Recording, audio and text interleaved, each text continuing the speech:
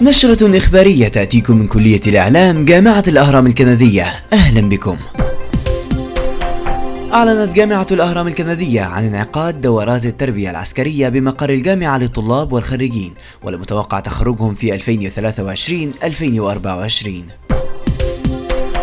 مناقشة كلية الإعلام لمشاريع تخرج الطلبة من الأقسام المختلفة: الإذاعة والتلفزيون، الصحافة، العلاقات العامة والإعلام المرئي، وذلك في الفترة من 17 وحتى 25 من يونيو.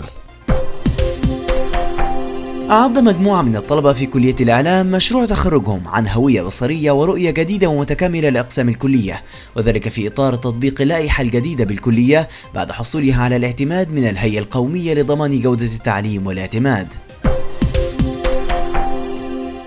في إطار إحياء ذكرى مرور 89 عاما على نشأة الإذاعة المصرية، نظمت كلية الإعلام احتفالية تحت عنوان 89 عاما من التميز والعطاء، وذلك بحضور كوكبة من الإذاعيين، وهم الدكتورة لمياء محمود رئيس شبكة صوت العرب سابقا، والأستاذ ماهر عبد العزيز رئيس شبكة راديو النيل سابقا، والأستاذة أميرة نور المذيعة بإذاعة نغم FM. يقيم مكتب البحوث والابتكار بجامعة الأهرام الكندية بالتعاون مع قسم الدراسات العليا والبحوث بكلية الصيدلة وقسم العقاقير ندوتين لتنمية مهارات الباحثين بالجامعة. نظم مجموعة من الطلبة في كلية الإعلام لمشروع تخرجهم آصرة ندوة بعنوان ذوي الهمم في رؤية مصر 2030 مبادرات وتجارب مجتمعية، وذلك بحضور مجموعة من المتخصصين.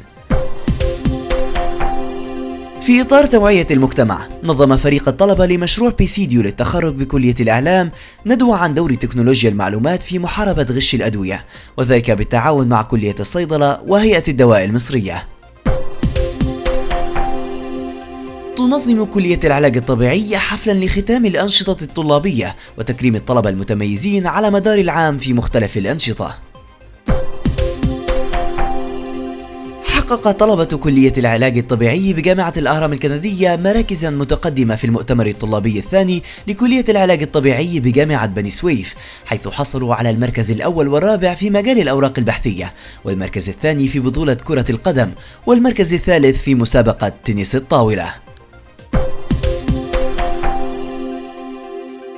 تستضيف كلية الصيدلة ممثلي عدد من نقابات الصيادلة في عدة محافظات في ندوة بعنوان الخطوات الأولى لتأهيل الصيدلي لسوق العمل. هذه النشرة من إعداد وتقديم سيف الله عطا.